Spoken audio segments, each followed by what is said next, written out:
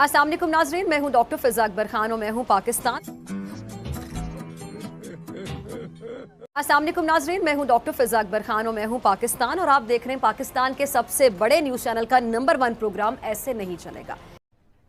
अरे कहना क्या चाहते हो? एक दिलचस्प इंटरेस्टिंग खबर एक मस्खरे की जानिब से सामने आई और ये मस्खरा कौन है? नरेंद्र मोदी, जो भारत का नंबर 1 जोकर, आप सबको पता है।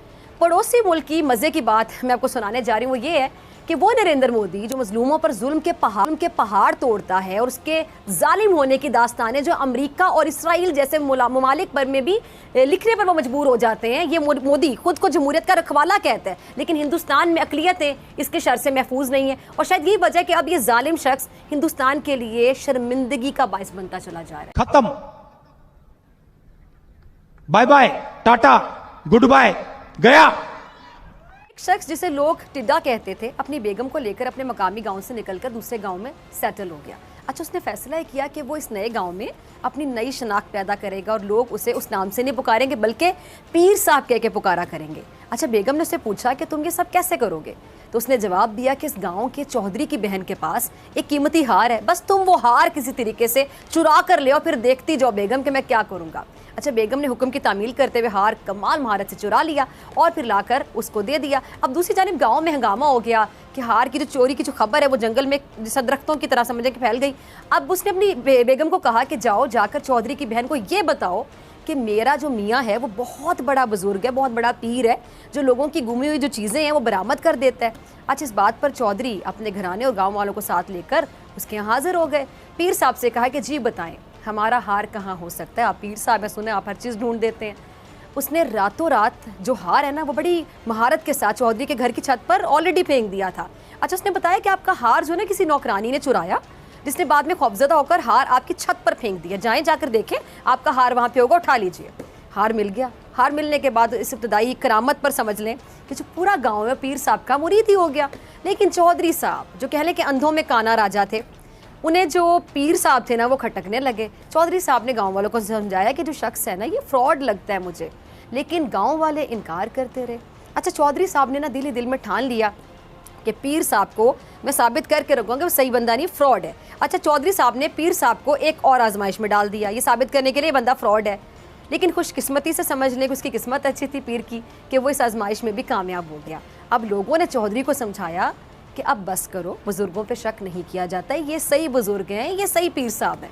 अब चौधरी साहब परेशान हो गए, उन्होंने अहद कर लिया कि जो भी हो इस पीर का भांडा फोड़ के ही छोड़ूंगा। आखिर एक दिन चौधरी ने ऐलान किया कि कल खुले मैदान में तमाम गांव के लोग इकट्ठे होंगे, अगर पीर साहब ने बता दिया कि मेरे हाथ में क्या है तो मैं सबके सामने उनका सबसे बड़ा मुरीद बन जाऊँगा। अच्छा, सब लोग पीर समेत मैदान में पहुँच गए। चौधरी घर से निकला और सोचता रहा कि हाथ में आखिर क्या पकड़ा जाए। अचानक उसकी नज़र एक टिड्डे पे पड़ी। उसने पकड़ने के लिए हाथ बढ़ाया लेकिन वो हाथ ना आया, फिर हाथ बढ़ाया फिर नाकाम रहा, तीसरी दफ़ा वो टिड्डा पकड़ा गया। अब चौधरी लोगों के हजूम में पहुंचा और उसने पीर से सवाल किया कि मेरी मुट्ठी में क्या बंद है। इससे पहले कि पीर को जवाब देता वो एक गहरी सोच में पड़ गया, क्योंकि उससे अपनी शामत साफ नज़र आ रही थी। 2 बार तो जैसे तैसे वो बच गया, लेकिन इस बार बचना मुश्किल ही नहीं बल्कि नामुमकिन था। लिहाजा जाली पीर ने मायूसी में आसमान की तरफ चेहरा उठाया, अपने आप को कोसते हुए खुद से मुखातिब होकर कहा कि हाय रे टिड्डे, पहली छलांग में तू बच गया, दूसरी छलांग में फिर बच गया, मगर अब तीसरी दफ़ा तू मेरे काबू में आ ही गया, गिरफ्त में आ गया। ये सुनते ही चौधरी साहब थे टिड्डे अलमारूफ पीर साहब के पाँव से लिपट गए और धाड़े मार मार के पहले रोने लगे, फिर माफ़िया मांगने लगे। कहने लगे कि कोई माने ना माने, मैं मानता हूँ कि आप बहुत बड़े पीर हैं। यानी जाली पीर का नाम, अब कहानी आपको समझ आई नाज़रीन, जाली पीर का नाम क्या था? टिड्डा था।